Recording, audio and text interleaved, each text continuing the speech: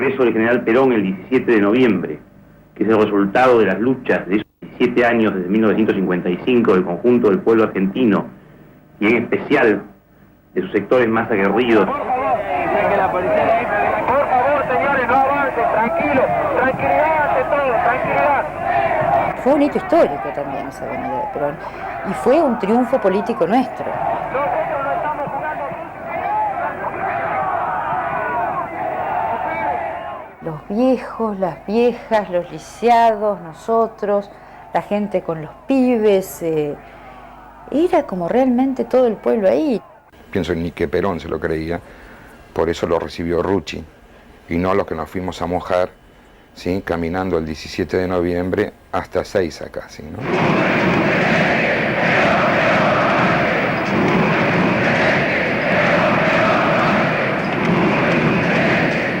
Una rebelión tan noble, tan fantástica como ofrecer la vida para una causa que salvara el destino político del país y de toda su generación y del porvenir, era sumamente seductora, ¿no es cierto? Ahí sí ya se notaba un cambio ideológico profundo en Héctor, ¿no? Ya estaba decididamente volcado a lo que iba a ser después, sin hablar de Montoneros, ¿no? Pero estaba con el socialismo nacional y todo eso, ¿no? Y bueno, se metió en el sindicalismo. Supongo yo que fue un asesor sindical. Ojo, esto es una suposición mía, porque yo los detalles no los conozco. Yo supongo que la cosa fue así. Nos inscribíamos dentro de lo que era la JTP, digamos, que era el brazo sindical de lo que fue Montoneros. Y bueno, los que trabajábamos en lo que se llamaba el Frente Sindical, nos organizábamos por agrupaciones, por rama de producción o de servicios y por empresas. Yo estaba en la de prensa, y así lo conocí en una reunión que se hizo en mi casa. Yo vivía en el barrio de Belgrano en esa época. Bueno, una reunión donde habremos ido, no me acuerdo, 8 o 10 compañeros, y entre ellos Héctor me llamó mucho la atención porque era un hombre mayor, podía ser mi papá sin duda, ¿no? Y era un hombre así muy silencioso y demás, y yo la primera impresión que tuve era, ¿quién será este tipo, no? Lamentablemente todo esto lo llevó a arruinar su propia capacidad de trabajo, porque vivir de la manera que vivía, tratando de servir a una causa por la cual él nunca había estado de acuerdo, y sin embargo de pronto se entrega con alma y vida. Sin ninguna duda era un convencido de que la revolución social era posible, era necesaria y era urgente además. Quizá hoy lo pienso, que yo estoy en mis 50, lo pienso como alguien que quizás ha urgido por la vida. Esta es una interpretación mía. Digamos que fuimos haciendo una relación en la cual nos encontrábamos en distintas manifestaciones, hemos tenido juntos los carteles del gremio, hemos hecho muchas cosas donde siempre la visión que yo tenía de Héctor, y sé que muchos amigos y compañeros la tenían, era la de un personaje absolutamente admirable, porque él tenía posibilidades de hacer otra vida. Él me hablaba de sus chicas, me hablaba que las acompañaba a manifestaciones, que él estaba siempre con sus chicas, ¿no? Creo que las chicas determinaron que Héctor asumiera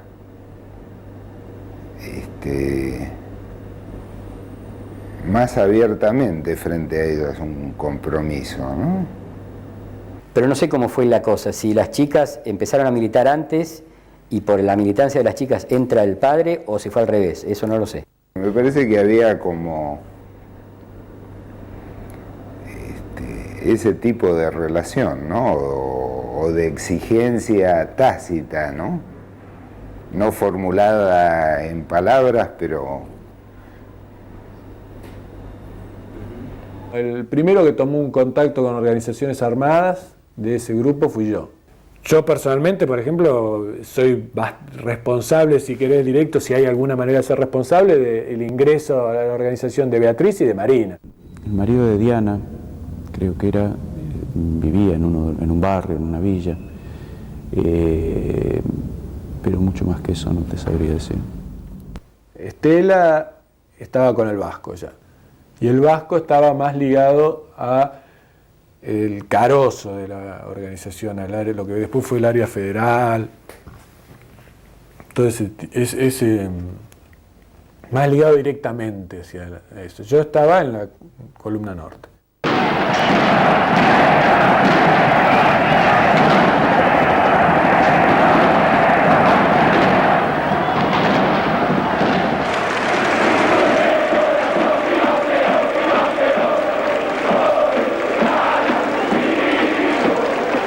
El 25 de mayo del 73 yo tenía 18 años, subí de arriba del monumento de Leandro Alem, un megáfono, una pistola, ¿viste? Dirigían a más 25.000 personas, imagínate cómo pega eso, ¿no?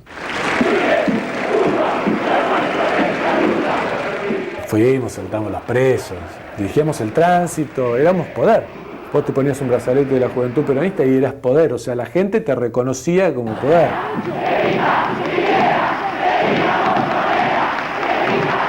¿Fuiste a Ezeiza en el 73? En el 73, sí.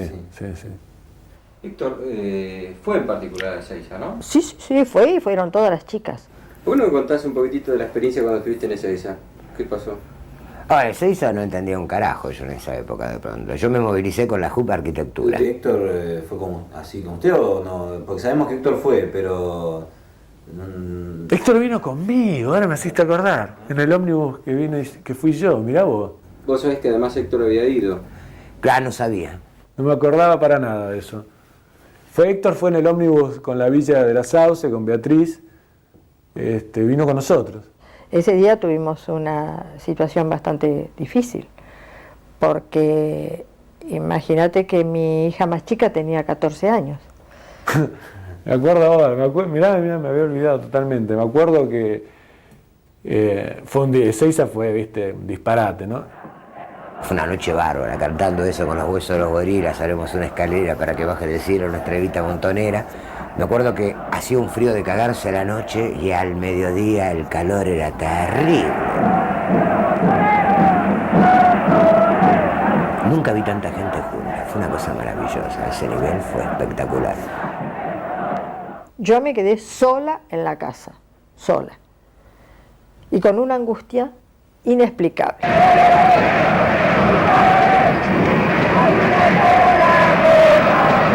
En un momento, una camioneta, estábamos tratando de llegar, toda esa historia, ya había empezado toda la historia, y vino una camioneta y tuvimos problemas con nuestro ómnibus, nos empezaron no me acuerdo qué historia, si no nos dejaban pasar, qué sé yo, y yo bajé. Y los cagué a puteadas a los tipos.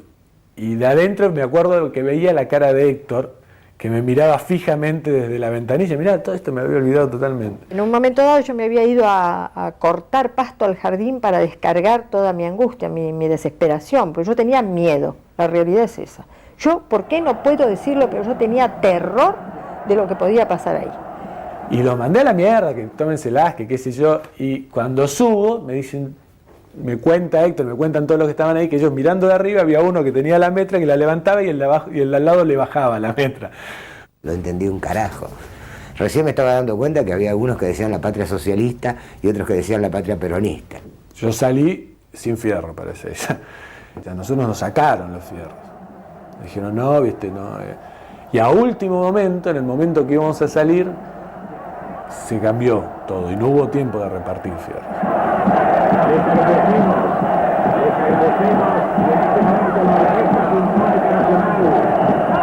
La gran disputa es quién quedaba más cerca del palco, quién llevaba más gente, y nosotros llevábamos millones de personas. Sé que puteábamos Osinde, yo no sabía bien quién era Osinde en esa época, ni siquiera eso. Yo en Babia totalmente, todavía no me había dado cuenta cómo venía la mano en Ezeiza, o sea, pensaba que era una cuestión de abrirnos espacio, pero medio a los pechazos y que alcanzaba, ¿no? En un momento estábamos ahí y la JUP Arquitectura estaba muy adelante. Y empezamos a sentir ping, ping, que eran ruidos de impactos contra las columnas de alumbrado. Nadie entendía nada, ¿eh? Y mirá que los conductores de la JUP Arquitectura tampoco sabían nada. Me acuerdo que Fabio gritaba en la cabina de teléfono, no tiren, de pronto. Fue terrible, uno no veía nada. Ahora yo sentía los cuetas. Y nos tiramos cuerpo a tierra y me banqué como 2 horas y media tirado cuerpo a tierra sin alzar la cabeza porque el miedo no es sonso, ¿no? Y escucho la radio y yo sabiendo que mis hijas estaban ahí a las 2, 3 de la tarde y me entero que empiezan ahí a tiros y a la matanza de gente por ahí. Si hubiera sido un guión que yo hubiera escrito, en ese momento tendrían que haber aparecido, haber abierto las cajas con los fales de pronto y haber dicho, bueno, acá está, tiren para aquel lado. Y yo creo que tirábamos todos. Pero no fue así.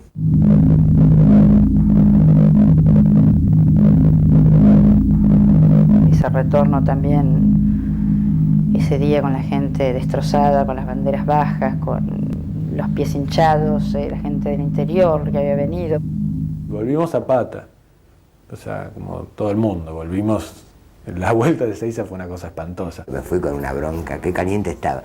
Pero lo más que me ponía caliente es que no entendía muy bien qué había pasado. Me acuerdo levantándonos, o sea, no levantándonos el ánimo, sino teniendo un ánimo alto cuando volvíamos, y me acuerdo de reírme con Héctor cuando volvíamos, lo cual era bastante bueno, era un bajón la vuelta de Ezeiza, era un bajón, era un espanto.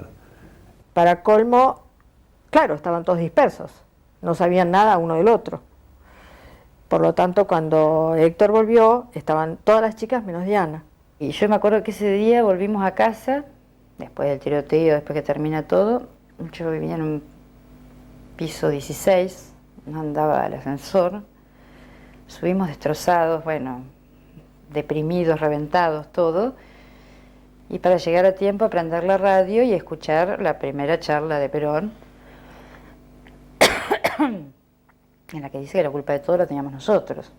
Y Diana apareció a las 3 de la mañana. Ahí recién supimos que no había pasado nada. Pero todo ese día, hasta las 3 de la madrugada, bueno, yo ya no sabía dónde ir, para dónde correr, suponía que estaba muerta en un hospital, qué sé yo. Ese día yo le bajé la persiana, pero en ese día yo dije, pero este tipo no es que no entiende, boludo, no es. Realmente no fuimos preparados para lo que había, o sea, yo hubiera preferido ir preparado, ¿no? Y ellos ni siquiera se desilusionaron, seguramente fueron cargados con una cantidad de esperanzas. Ojalá hubieran descargado. Yo pensé que sí, yo creí que sí, pero parece que no.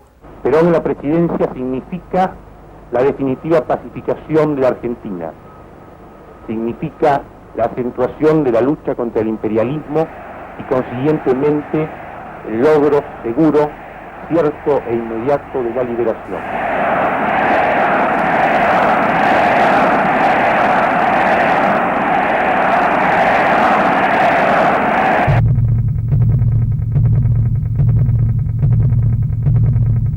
Sobre el lado de atrás, ustedes están viendo un vidrio roto, fue donde cae ultimado Rucci. Sabemos que así que se juegan otros intereses. Muy bien, señores. El que esté con esos intereses se saca la camiseta peronista y se va. Nosotros, por perder un voto, no vamos a ponernos tristes. Pero aquí debe haber una disciplina. Si se pierde esa disciplina, estamos perdidos todos. Perón era nuestra salvación, entre comillas, entre los años 72, 73 y en el 74, viste, dijimos, no, Perón no llega a cambiar, no llega a ofrecer lo que el país necesita ahora. De pronto de lo que nos teníamos que hacer cargo era que había dos proyectos, no uno. Que uno era el proyecto de Perón y otro era el de los Montoneros. El viejo los estaba empezando a castigar y le estaba dando poder a los sectores más reaccionarios dentro del peronismo. Y ahí empieza, digamos, de alguna forma, el aislamiento a este movimiento.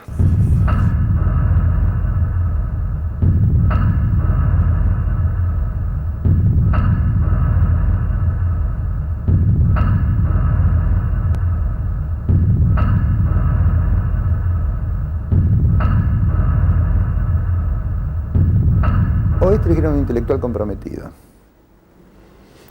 A mí me puede interesar un tramo de su obra, creo que el otro tramo, el tramo político, de compromiso político expreso, la historia de Argentina que dibuja Durañón en el descamisado, la guerra de los Antartes, forma parte de su arte político, de su sector de producción política, que cumple una función pedagógica.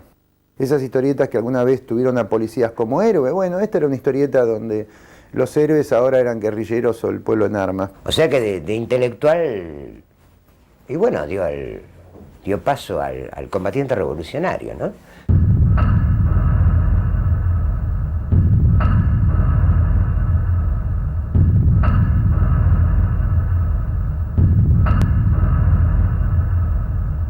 Los montoneros con los que yo solamente tenía una relación de editorial, iba y llevaba el trabajo y me decían, está bien, está mal. Me acuerdo que me hicieron corregir en un episodio que yo le ponía como Perón, no sé qué cosa, y me dijeron, no, pone como Perón en el 43, en el 45. Sé que ya estaban en contra de Perón en ese momento, ¿no? La patria carneraria, Perón es prisionero de la puta burocracia. Pese a estos estúpidos que gritan, que han visto caer a sus dirigentes asesinados sin que haya todavía sonado el escarmiento.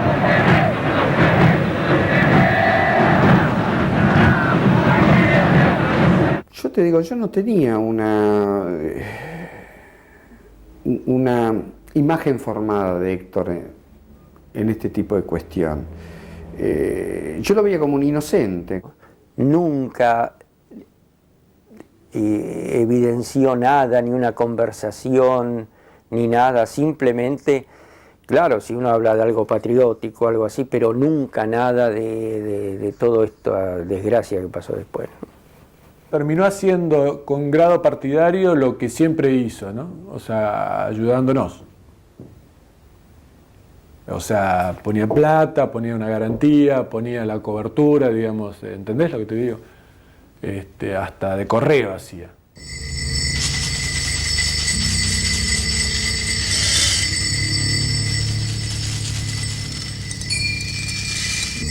Creo que no era por conocimiento político, sino cierta intuición, cierta cosa como de piel, ¿no? Y que todo ese sector del lópez-reísmo iba a ir avanzando, iba a ir quemando gente, ¿no? En el camino. ¡No se caí! ¡Ni habrá nada! ¡Ni nadie que me detenga para que la Argentina sea feliz! Yo me asusté mucho una vez cuando me invitaron a la Casa Rosada, un grupo que estaban armando una especie de departamento de cultura. Yo fui, entré y me reciben en el hall un ex compañero vestido de negro. Y eso ya visualmente me impactó mucho. Me impactó mucho, porque estaba totalmente vestido de negro. Camisa negra, pantalón negro, zapato negro. Y bueno, querían contactarse con gente de la cultura, de la comunicación. Pero a mí no me gustó nada. Y me fui y no volví nunca más. Y le contesté que no podía, que no quería, que no podía, que tenía que viajar. ¿Qué fantaseaste? Y es que la derecha había tomado el poder. Lópezito, no sé. Acá la represión no empieza en el 76 con el golpe de los militares. Acá empiezan a hacer pelota las organizaciones populares y de pronto militantes de base, sindicalistas honestos, con la AAA.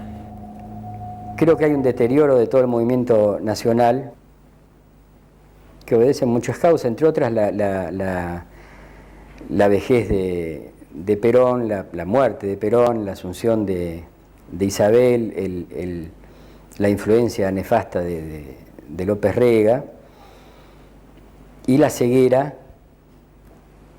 de Montonero, la ceguera criminal de Montonero de pasar a la clandestinidad con un gobierno popular, ¿no? Una cosa terrible. Cuando de pronto pasan a la clandestinidad los grupos de pronto que proponían el socialismo, que estaban siendo eliminados pero a diestra y siniestra, bueno, y empiezan de pronto a difundirse ideas en medios clandestinos. porque evidentemente de pronto se te hacía muy peligrosa la vida. Empieza a haber reticencias de muchos compañeros a sumarse a este proyecto ya con un nivel de compromiso que implicaba este pase nuestro a la clandestinidad. Entonces yo creo que en realidad ahí empezamos nosotros a aislarnos, es decir, a refugiarnos más en el aparato, a concentrarnos más en las acciones militares, como tirando por borda lo que había sido la masividad conducida durante los primeros años de nuestro accionar como montoneros, ¿no? Y él, digamos, argumentó que era por estas cuestiones de seguridad, digamos. Sí, que no convenía y que además que él quería realizar su vida a través de algo que nunca había hecho y que ahora él veía que, bueno, que él podía hacerlo, las chicas ya estaban grandes y que yo me arreglara, ¿no? Que yo me arreglara como pudiera. Mira, en el momento de cuando mi abuelo se va de la casa, es como que se va todo de las manos, ¿no? Una familia que venía, la familia ideal, ¿no? 4 hijas espléndidas, un matrimonio bárbaro, una casa feliz, un grupo de gente interesantísimo y todos muy amigos. Es como que empieza a disiparse todo y a terminar en un dispersamiento de toda la gente que se empiezan a mover de emociones que van y vienen. Mi frase permanente era, cuando me decían, pero mami, vos no te das cuenta, no exagerás, que aquí, que allá. Yo les decía, miren queridas, yo lo único que les puedo decir es una cosa. Ojalá algún día me tengan que decir, viste mami, qué tonta que fuiste. Pero ¿y si yo no me equivoco, qué? Y bueno, él tenía una enorme preocupación por sus chicas, con esta dificultad también grande que implicaba el tema de cuando estaban comprometidos en el mismo proyecto y en la misma militancia, padres e hijos, ¿no? En el que si bien acordaban en la opción, en la elección, estaba esta cosa primaria de proteger a la cría, ¿no? Y al mismo tiempo no tener razones fundadas desde lo teórico para plantearles no sigan. ¿Por qué no me hablas un poquitito de esta historieta muy poco conocida de la que hacían en la revista Evita Montonera? Y bueno, esta historieta, de la cual nunca vi ninguna historieta, pero que tengo muchas referencias de que salía, era la historia de un chico de una villa que era captado por los montos y que a partir de las contradicciones existenciales, los chicos que se morían de hambre en la villa, los quilombos, que tenía un padrastro que le pegaba, que era borracho, y a partir de todo eso el tipo empieza a militar en la JP. Y que de pronto, a lo largo de su militancia en la JP, el tipo se va comprometiendo más, de pronto era a lo mejor una forma simbólica de lo que le había pasado al viejo, y que termina siendo combatiente revolucionario. Yo sé que el viejo no la terminó, pero me puedo imaginar predecir el futuro. Seguramente hubiera llegado a ser un líder revolucionario de verdad, no como el tarado de Firmenich, ¿no? Y que creo que el objetivo que apuntaba era eso, no la historieta, ¿no? Nada que se le parezca por acá, ¿no?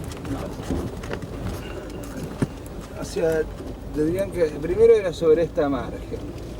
Ah, entrando a la izquierda. Entrando a la izquierda.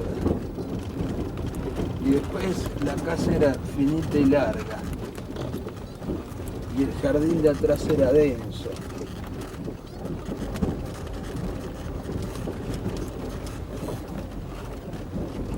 Y eso fue en el 76. Y sí, ¿no?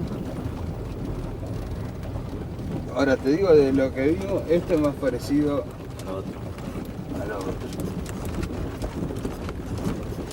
Esta casa que vemos acá a la izquierda es un buen dato. Yo ahí no lo dije, pero... ¿Esa construcción vieja? Claro, además de los eucaliptos había una construcción vieja.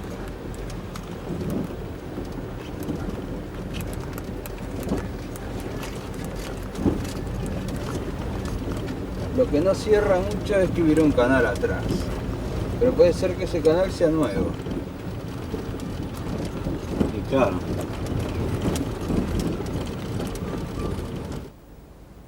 ¿Y cómo era la historieta de ese momento? ¿Ahí ya habías entrado en Récord? Récord se publica todavía durante aquel gobierno democrático, creo que 74-75. Récord significa una importante movida de aire fresco, ¿no? Yo les abría la puerta, en la recepción entraban todos los monstruos, ¿no? Menos Prat, que estaba en Italia. Entraban todos, pasaban absolutamente todos. Breccia y Solano López y los que estaban empezando, y Lito Fernández, y sí, todos los que iban a buscar guiones, entre ellos los que iban a buscar guiones de Oesterheld. Y en algún momento empecé a ver a Oesterheld, ¿no? Estaba muy mal el viejo en esa época, ya estaba prófugo, ya estaba perseguido. Cosa que me reconoció, porque después de hablar un poco, yo más o menos ya tenía idea de la historia que tenía el viejo en ese momento y sabía por las vicisitudes que estaba atravesando. No creo que mucha gente supiera ese desdoblamiento en esa época. Es decir, al menos nosotros que estábamos en Récord, con la mayoría de los dibujantes, con gente que lo conocía, a mí no me trascendió eso tan así, tan como que había un desdoblamiento entre su faz creativa y le llamémosle militancia, en una de esas. Después sí. El piso daba a Carlos Pellegrini y estaba el lugar de Scuti, digamos, el living comedor ese enorme que tenía. Después venía la sección corrección y venía arte, así, enfrentado, y un largo pasillo así que daba al lugar de administración. Antes de administración estaba Oesterheld, ¿no? Bien escondido en un lugar de poco tránsito de gente, ¿no? Y le salió Necro, que es la mezcla entre Nostradamus y el Necromicrón. Creo que vivía en una pensión y llamaron de la pensión a la editorial diciendo que esa noche habían entrado en su casa a robar. Habían roto la puerta y habían entrado a robar. Nosotros pensábamos que había sido un robo, realmente habían entrado a robar en la pensión. Pero claro, después atando todos los cabos sueltos uno se da cuenta que ya había algún servicio o algo que lo estaba buscando. El editor le comunicó lo que habían llamado por teléfono, que había entrado, ¿no? Quedó muy agradecido que lo hubieran avisado rápidamente en ese momento, ¿no? Porque él pensaba volver a la casa y ya no volvió.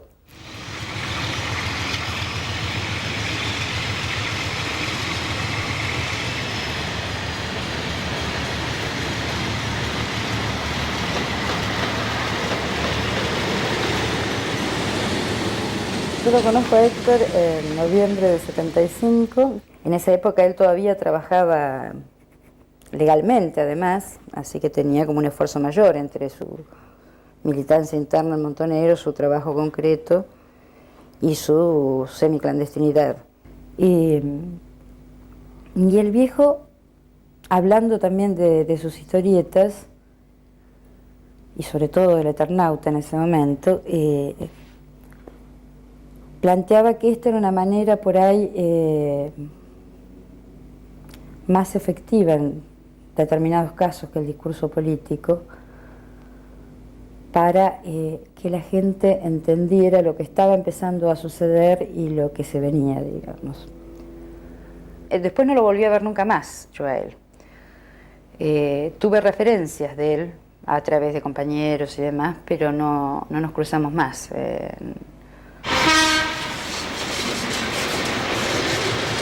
¿Tiene idea hacia dónde fue cuando le dijo? No, andaba... primero sé que estaba por Belgrano, en alguna vez anduvo por Belgrano, otra vez me dijeron que estaba por el Tigre, algo así. Era así porque mucha gente de la línea que viajaba lo había visto muchas veces en el tren, así que evidentemente era así, pero yo no sabía dónde estaba, ni nunca le pregunté, ni nunca me lo dijo, ¿no? A veces cuando nosotros llegábamos había pasado mejor la noche durmiendo en la editorial, escribiendo, y yo pensaba, bueno, haber tenido mucho trabajo, habrá querido hacerlo ahí, ¿no? Oesterheld se levantaba para ir al baño o para ir al Scuti en la otra punta y dejaba un reguero de barro seco.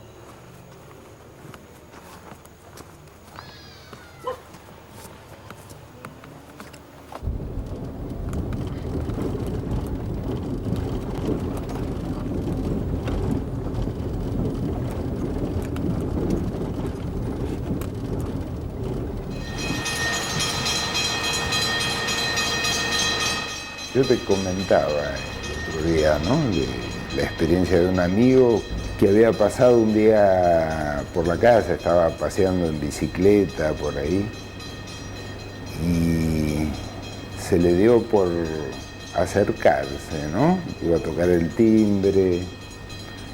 Él ya sabía que Héctor no vivía ahí, bueno, pero suponía que todavía vivía Elsa, ¿no? Bueno, y quería saber algo de las chicas. Y vio un coche, ¿no?, que estaba ahí muy cerca, como que vio un movimiento extraño, el coche que avanzaba hacia él y bueno, y se le dio por rajar, ¿no? Y cruzó ahí las vías que quedaban a media cuadra con un tren viniendo, bueno, escuchó el chirrido del coche que trataba de alcanzarlo y bueno, en ese chirrido, me comentaba, él percibió todo eso,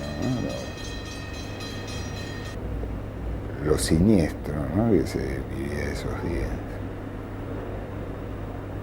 Yo, teniente general Jorge Rafael Rivera, juro por Dios nuestro Señor y ante estos santos evangelios, desempeñar con lealtad y patriotismo el cargo de presidente de la Nación Argentina. Se pone en conocimiento de la población que las operaciones de control militar en todo el territorio nacional se desarrollan conforme a los planes previstos. Comunicado número 1 de la Junta Militar. Se comunica a la población que a partir de la fecha el país se encuentra bajo el control operacional de la Junta Militar. Se recomienda a todos los habitantes el estricto acatamiento a las disposiciones y directivas que emanen. Todos se olvidan, pero en su momento, en el 76, la mayoría estaban de acuerdo con el golpe militar. Pero siempre era una cosa que uno la veía y decía, bueno, porque hay problemas, hay subversivos, hay cosas por el estilo, ¿no? Pero la magnitud del problema, uno no, en ese momento yo no lo captaba bien. Los militares me citaron para un tribunal militar. Me acuerdo que me preguntara, usted como antiperonista, que yo, ¿puede decirnos quiénes son los peronistas de la escuela? No hables de eso, pero cuidado, ya, no, ¿qué está haciendo? No lo conozco. No, terrible. Porque acá nadie sabía que mataban a nadie, pero todos sabían que mejor no hablar de esa gente, ¿viste? Una noche aquí hubo un tiroteo con itacas, impresionante, ¿no? Yo no sé, estaban cazando a uno. No podía creer que fuera una cosa tan como a veces decía la gente, que no puede ser, que sea todo tan así, que haya tanta barbaridad, ¿no? Yo al menos no me daba cuenta muy bien de todo esto, ¿no? Un poco inocente o no comprometido en el trabajo, en el dibujo, en ese tipo de cosas, nada más. Pero a partir del 76, este país no fue más el mismo. Se abre, señores, un nuevo capítulo en la historia económica argentina. Hemos dado vuelta una hoja del intervencionismo estatizante y agobiante de la actividad económica para dar paso a la liberación de las fuerzas productivas. O sea, había un clima de represión en aumento, digamos. Y no había una voluntad de irse estaba la voluntad de resistir, de afrontar lo que viniera. O sea, ya estaban buscando descabezar, digamos, a todos los intelectuales que de alguna forma adherían a un proyecto, no solamente de Montonero, esto era mucho más grande, digamos, sino a un proyecto de cambio de país. Argentina, tierra de paz y de enorme riqueza. Argentina, bocado deseado por la subversión internacional, que intentó debilitarla para poder dominarla. Fueron épocas tristes y de vacas flacas, hasta que dijimos, basta. Entonces se tocó el tema de él, porque vivía en una zona alejada, una zona que normalmente era rastrillada o peinada, explico esto, era una zona que se cercaba militarmente, y después iban zigzag avanzando y requisaban y allanaban todo.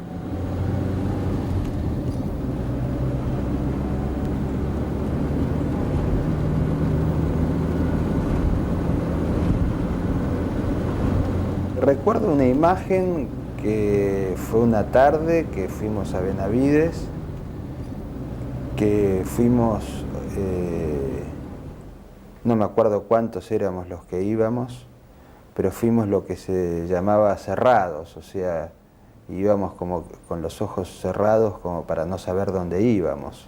Y además me parece que hubo una cosa de Beatriz de llevarnos transgrediendo un poco algunos códigos que había en el momento, ¿no? No sé si estaba bien que fuéramos. Business vende. ¿Algo así? Y el fondo sí, viste, pero no. La idea que a mí se me hizo en ese momento era de que el papá vivía con ella para protegerla. Después pensé de que era al revés, de que ella vivía con el papá para protegerlo al papá, porque la situación ya se estaba tornando difícil. Bajamos en algo que era una ruta o un camino donde los coches iban rápido y fuimos a una casa que era tipo delta, digamos. Había como unos senderos dentro de lo que puede ser una cosa del delta, tipo selva ribereña. ¿Esa casa de David?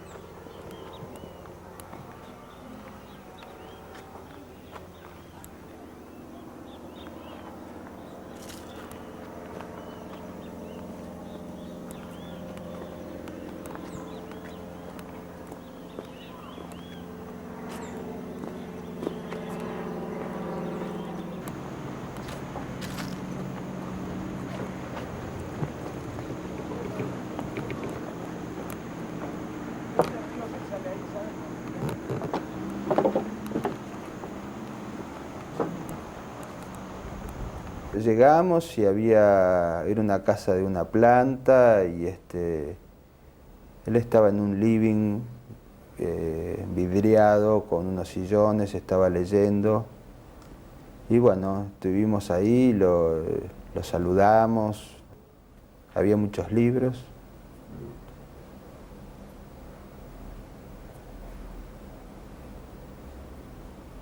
Hace 20 años por acá en este barrio vivía un señor con una hija, un señor canoso, de 60 años, con una hija de 20 años, muy linda. ¿Cuántos años?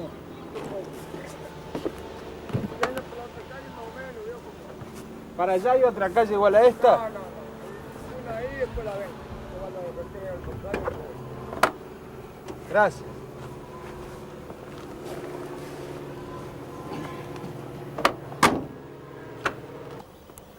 Tomamos un contacto con él en una cita para charlar el tema de su seguridad y que se mude de lugar, a un lugar donde él pueda diluirse más. Hay partes de esta casa que me parece que podrían ser. La diferencia es de que yo creo de que la casa donde yo vine se entraba, o sea, acá estamos entrando por la derecha y yo pienso que se entraba por la izquierda. Lo que tiene que me llama la atención es toda una parte vidriada allá al fondo, que eso es la parte que a mí me hace pensar. Y bueno, la vegetación, el silencio, hay muchas cosas de esas que lo hacen verosímil, pero la verdad que yo no tengo seguridad de lo que estoy diciendo. Pero siento que el aire de la casa está acá, está por acá. Pero no puedo decir es acá. Nosotros caracterizábamos el momento con que el nivel de represión estaba tan alto que teníamos que mejorar urgentemente las medidas de seguridad porque si no poníamos en peligro nuestra supervivencia y veíamos el aniquilamiento, cosa que nos llevó a enfrentarnos a la Conducción Nacional de Montoneros. Nosotros éramos los famosos disidentes. Y el otro planteo era, no, sigamos en esta escalada y en esta espiral que no tenga retorno, que nos llevó al desastre total.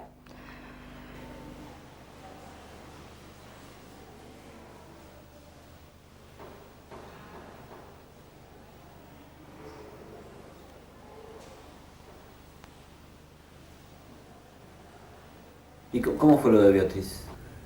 Y lo de Beatriz,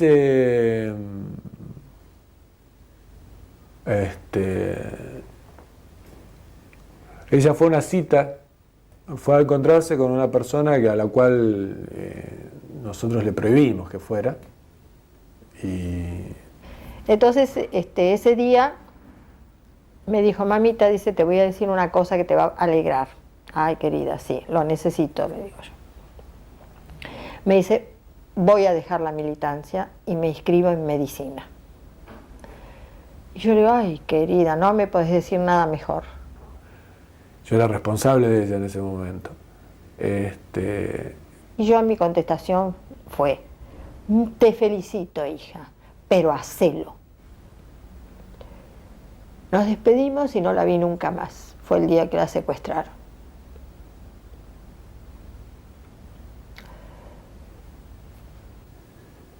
Suponemos que fue que la secuestraron a la entrada de esa, o a la salida de esa cita, que era en el Jockey Club de Martínez, que era un lugar muy usado, un lugar en la zona donde ella era conocida. Yo había ido al colegio ahí a 3 cuadras. Pero, discúlpeme, pero es muy difícil, ¿no? Este tema es muy difícil. El día del entierro de Beatriz, qué sé yo, fue todo muy raro, ¿no? Porque el cementerio estaba abierto prácticamente nada más que para nosotros, no había nadie más. Había sepultureros y gente extraña por todos lados. A mí me dio la impresión de que todo eso estaba muy montado para agarrarlos a Héctor, a las chicas o a no sé quién, suponiendo que iban a ir al entierro. Me acuerdo que no había nadie en el cementerio, pero había sepultureros o gente con bolsas, me acuerdo que tenían bolsas de alpillera. En ese momento no sé qué pensé, pero después me di cuenta que seguramente habría armas o algo por el estilo, porque no tenía sentido. En el momento me acuerdo que era todo muy raro. Yo no lo comenté esto en ese momento ni con mis padres ni con Elsa, pero lo que me quedó muy claro era la sensación de que toda la gente esa que estaba ahí estaba esperando algo y una sensación de miedo, ¿no? Y de peligro.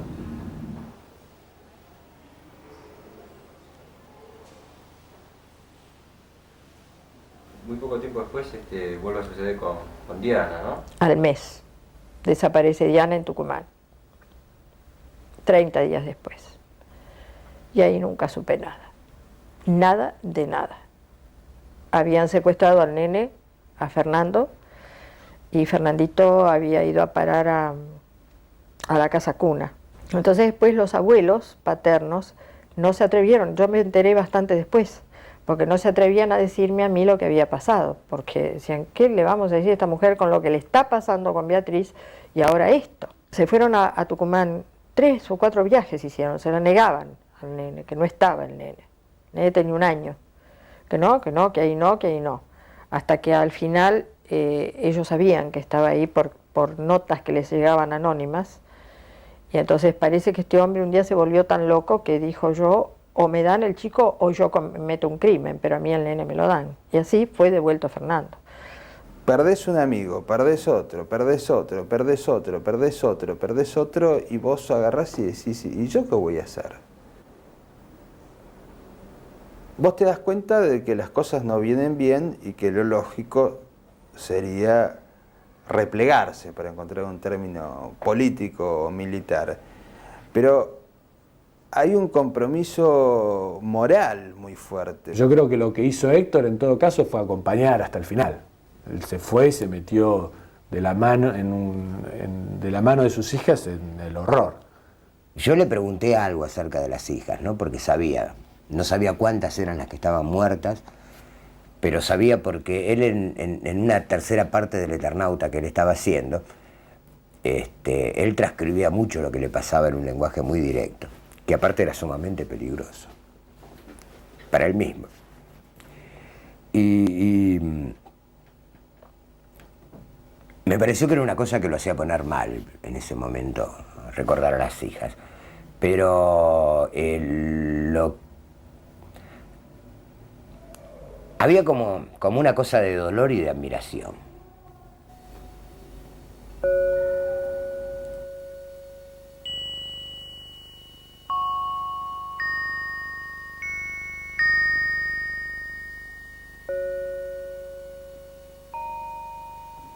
Les pregunté a la editorial, a la gente, a los Scuti, si él había leído los guiones y veían qué es lo que estaba ocurriendo en esos guiones. Sí, nos leímos. Oye, mira, estos guiones yo no los dibujo. Dice, bueno, si querés lo llamo a esto. Bueno, llámalo. Dice, porque vos sabés que anda metido en unos líos y todo, que es medio difícil encontrarse con él, pero yo le voy a decir. Entonces ese día vino. Entonces yo le dije, bueno, cambiá la historia de manera de que desaparezcan los elementos que yo reconozco como de una postura política, una metáfora política que está apuntando en una dirección con la cual yo no conjugo ni participo.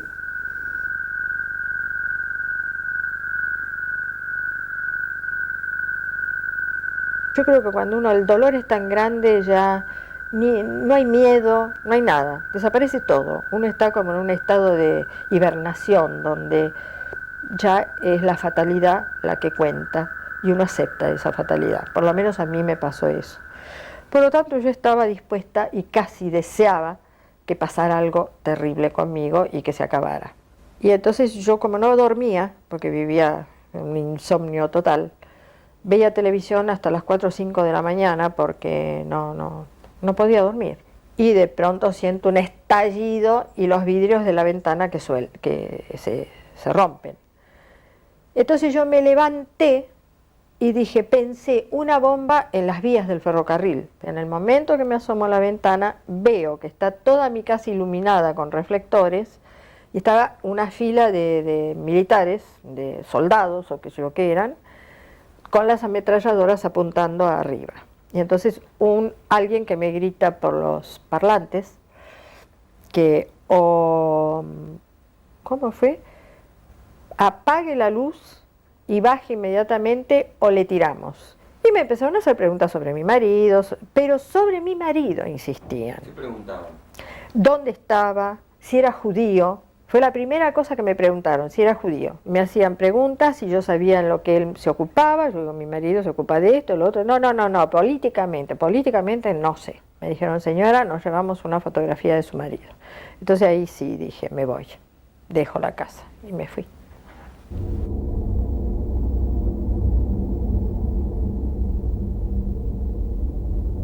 Me acuerdo como llamadas misteriosas de Oesterheld, ¿no? Y que decían, llamó Oesterheld. Yo dije, ¿qué tiene? Y llamó Oesterheld. Pero claro, yo no asociaba nada de eso.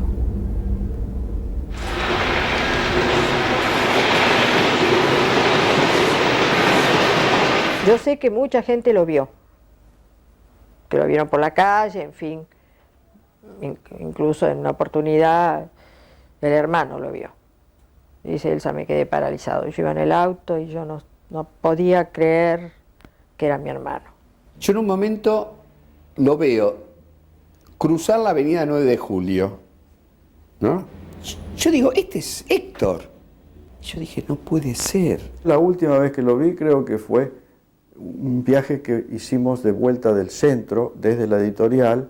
Me lo encontré de golpe esperando el subte, estaba cambiado, Estaba vestido con un sombrero de ala, con una barba larguísima. Y creo que en ese momento estaba usando anteojos oscuros. Estaba teñido de oscuro, eso recuerdo. Sobre todo largo, y que tenía un montón de carpetas. Y eso es lo que yo dije, es Héctor. Subió al mismo tren un amigo mío que era funcionario en el Ministerio de Relaciones Exteriores. Le iba a hacer una demanda de presentarlo, pero él me hizo un gesto como que no, que él quería mantenerse al margen. Después, hablando con Scuti, me dice, sí, fue Héctor, era Héctor. Estaba escondiéndose donde podía.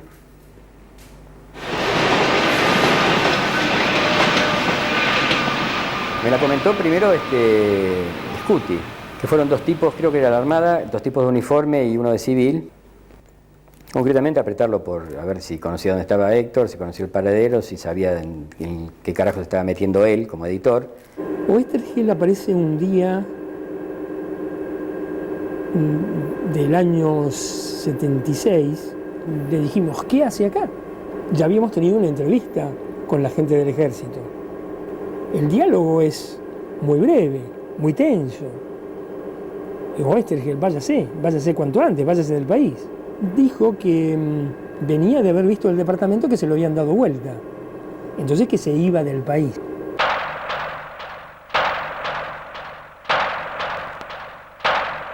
Un día dejó de venir y dejó de venir. Me acuerdo un día en Récord donde estaban desocupando ese cuartito. Que llevaban unas cañas de pescar, unos libros que tenían en el cuartito donde él trabajaba. Y yo ni avisado que estaba, ¿no? Es como la mirada de un chico que no entiende por qué dejó de aparecer por Récord.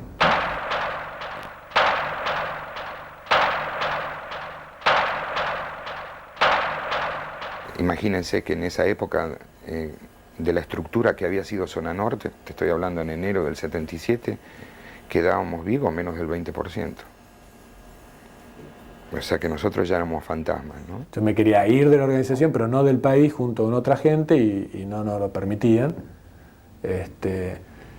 Y en ese momento dije, no, basta. Cuando nosotros nos enteramos que la conducción nacional se había ido,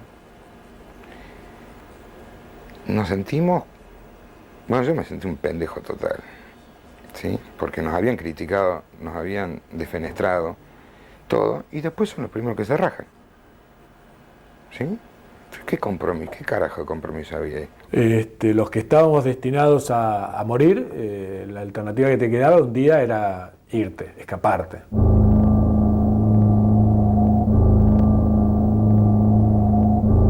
Un colaborador nuestro en aquel momento, o si no había sido un ex colaborador, como en el caso de Altuna, estaba pidiendo constantemente a ver qué había pasado con Oesterheld.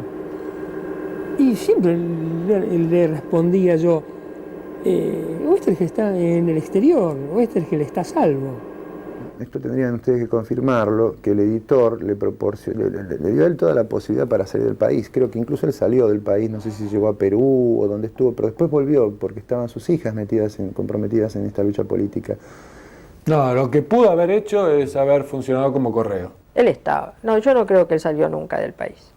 Hubo distintas versiones, gente que decía que lo habían visto, porque después una vez habló él por teléfono. Nos enteramos que se había comunicado por teléfono con el editor de la revista Récord desde Venezuela. Lo que nos dijeron era que estaba en el exterior, así que ahí nos quedamos tranquilos. Un día recibo un llamado de Marina. Marina siempre me llamaba, ahí ya no nos veíamos, porque ahí sí era peligroso, ya no podíamos. Después de la desaparición de Beatriz yo no las vi más, a ninguna. Pero me llamaban por teléfono. Entonces me llama Marina y me dice, mami, a papi lo mataron. Digo, ¿cómo? No me digas eso. Lo mataron. Digo, Marina, por Dios, no te adelantes. A lo mejor no, a lo mejor lo han detenido, pero no, vos no sabés, perdió la cabeza. Nadie dijo por qué, pero se dijo que había desaparecido. O se había integrado los desaparecidos que ya se sabía que habían. Seguramente entre los grandes, entre los adultos decían, che, ¿sabes lo que pasó? Le habrían pedido, como consecuencia de que usted estaba en el ámbito policial, a ver si podía averiguar algo. Sí. ¿Eso es cierto, no es cierto? No, fue cierto sí, pero no había ninguna constancia de que él estuviera ni detenido ni que le hubiera pasado algo. Dijo que había preguntado a los organismos de donde digamos que reunían los datos de la gente que había sido tomada, y le habían dicho en todos que Oesterheld no estaba en ninguno de esos organismos y que simultáneamente no había orden de captura con respecto a él. No lo había, sino de otro modo se lo diría ahora y se lo hubiera dicho a ellos en su momento. Muchos colegas, muchos compañeros de la historieta me lo pidieron como una cosa. No había ninguna constancia, no hubo constancia cierta. Es una incógnita, es un desaparecido. No tiene entidad, no está. Ni muerto ni vivo, está desaparecido.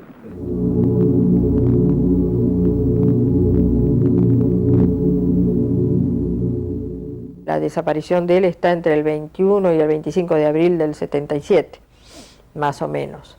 Se supone que fue en esos días, en La Plata creo que lo agarraron.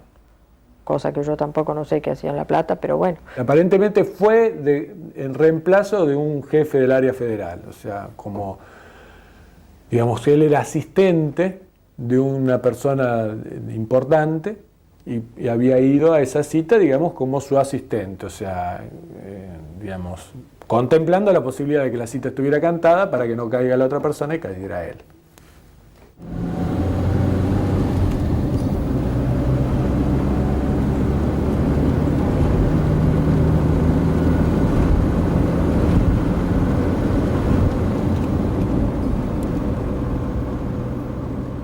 Bueno, yo lo vi a Oesterheld en Campo de Mayo, en las duchas, específicamente, en el sector de las duchas. Yo no lo conocía personalmente a él. Y bueno, me llamó la atención, lo vi, digamos, como golpeado, o sea, con mucha angustia, o sea, y bueno, me acerqué, le pregunté qué le pasaba, me dijo que le había mostrado la foto de las hijas muertas, o sea, que lo habían trasladado, estoy casi seguro que de La Plata, me dijo. Creo que estaba ahí desde el día anterior, o desde la noche anterior. Y que habían hecho comentarios acerca de las fotos, que qué buenas que estaban las hijas, y este tipo de cosas, y realmente lo vi angustiado, digamos, muy angustiado por ese hecho concreto.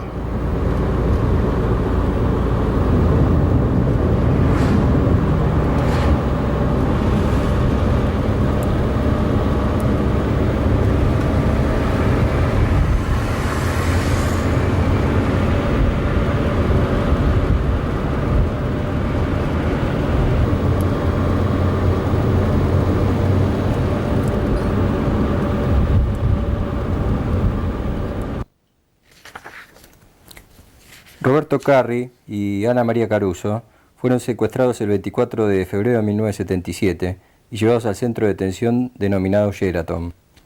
En cartas escritas a sus familiares les cuentan: aquí estamos bastante bien, ahora está con nosotros el viejo, que es el autor del Eternauta, y el sargento Kirk. ¿Se acuerdan? El pobre viejo se pasa el día escribiendo historietas que hasta ahora nadie tiene intenciones de publicarle. Sé que estaba muy mal, sé que escribía, que lo dejaron escribir. Parece ser que era el grupo de gente que laburaba en lo cultural, según me habían dicho, le habían presionado a Héctor para que haga una historieta a favor de ellos, lo cual él se niega, o la empieza a hacer y la dilata, digamos, se niega de cualquiera de las estrategias que tiene disponibles para negarse a una persona que está en esas condiciones, ¿no?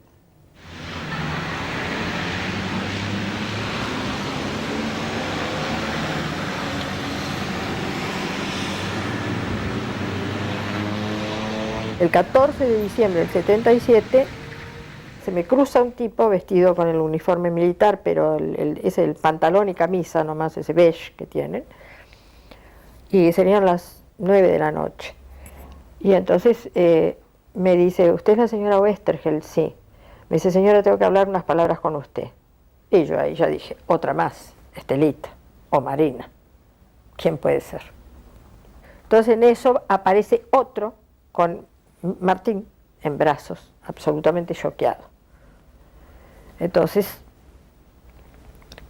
cuando yo veo al nene en esas condiciones, los mataron, ¿qué pasó? Me dice, no señora, no, su hija no estaba. Entonces este hombre me empieza a explicar, el nene estuvo con su marido. ¿Cómo con mi marido? Dice, sí señora, dice, y él le va a contar todo, porque Martín tenía 3 años y medio, hablaba todo ya. Dice, él le va a contar todo. Dice, él estuvo con su abuelo toda la tarde y esperamos la noche para traerlo. Él fue quien nos dio la dirección de acá. Yo lo que recuerdo es un pantallazo. O sea, yo lo que veo es un escenario en donde estoy yo, mi abuelo. Tengo una sensación también un poco en caótica dentro mío, ¿no? Una cosa que no está muy bien emocionalmente, pero tampoco registro qué es. No sé si estaba mal o estaba, no sé. Yo tenía 3 años y estaba sentado en un banco donde mi abuelo me tenía abrazado con una mano en mi hombro. Y que yo me sentía bien ahí como estaba, ¿no? Y a mí me habían traído de donde estaba viviendo con mis viejos, que ni siquiera me acuerdo dónde era. Entonces ahí le empecé a preguntar por él. Me dijo que estaba en condiciones terribles. ¿Cómo sería para que él me lo dijera? Yo sentía a alguien que era muy cercano a mí y que evidentemente no era mi viejo. Y era un hombre y era un hombre mayor. Entonces él subió y me dijo, señora, si usted quiere yo le llevo una carta a su marido. Y le escribí algo que yo no sé ni qué le escribí, ni si se habrá podido entender porque mis manos eran así. Escribí, no sé qué escribí, pero le escribí. Y qué le puse, no sé, no me acuerdo. La cosa es que este tipo se lo puso de bolsillo y se lo llevó. Así me enteré yo que mi marido vivía. En la última carta, los Carri dicen, lo nuestro no sé cómo va a terminar. Este fin de año, antes de que se concretaran los pases, estuvieron hablando de ver qué hacían con nosotros. Supongo que la discusión debe haber sido en la brigada. Allí hubo 3 posiciones. Unos decían que la guerra estaba terminada y nosotros ya no prestábamos ninguna utilidad, por lo tanto había que matarnos. Otros decían que ya no éramos útiles y que había que pasarnos a disposición del PEM. Y otros decían que seguíamos siendo útiles y que lo íbamos a hacer por un tiempo largo, y por lo tanto no podíamos seguir viviendo en esta situación. Como no hubo acuerdo, la decisión se postergó, lo cual es favorable, creo yo, porque a medida que pasa el tiempo, la cosa se ablanda y es más difícil matarnos. Entonces los mataron. Los mataron en Mercedes. A todos.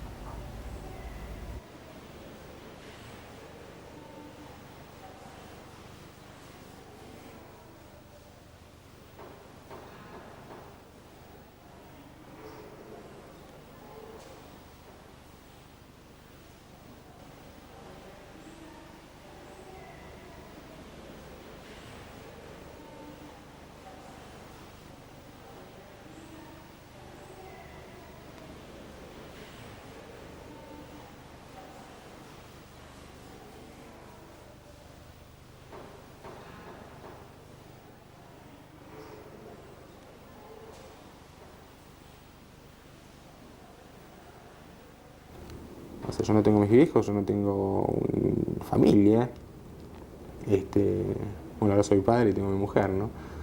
Pero me la sacaron y gente que tenía la culpa directamente, tanto como los militares, gente que no están y gente que de pronto que está en Europa y yo no la tengo al lado para decirle, o no estuvieron ahí en el momento y para yo preguntarle qué pasó, o sentarme a hablar y decirle un par de cosas. ¿Qué sé yo? Bueno, no sé, me pone mal eso.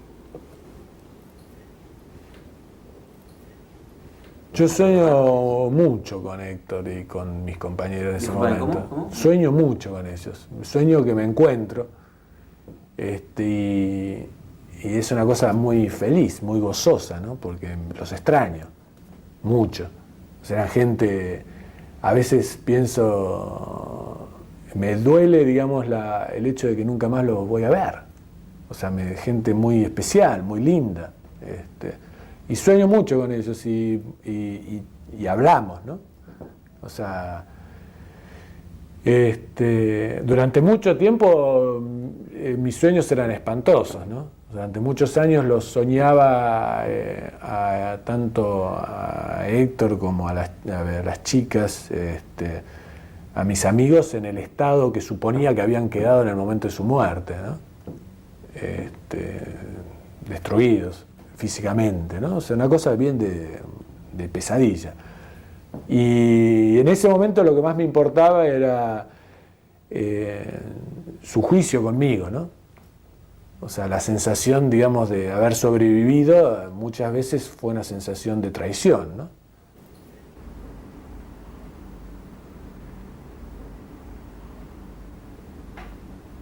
No me lo imagino, militando, ¿entendés? No me lo imagino chupado, no me lo imagino lo que leí de ese muchacho que estuvo en el cautiverio con él. No puedo creer que esos hijos de puta que se la pasaron leyendo guiones de Oesterheld le hayan hecho, ¿no? Esas cosas. Pues se la pasaron leyendo guiones de Oesterheld. Seguramente que lo trataron con distinto, con esa hipocresía del argentino. ¿Por qué? Porque la cuestión es que terminó en tragedia, ¿no?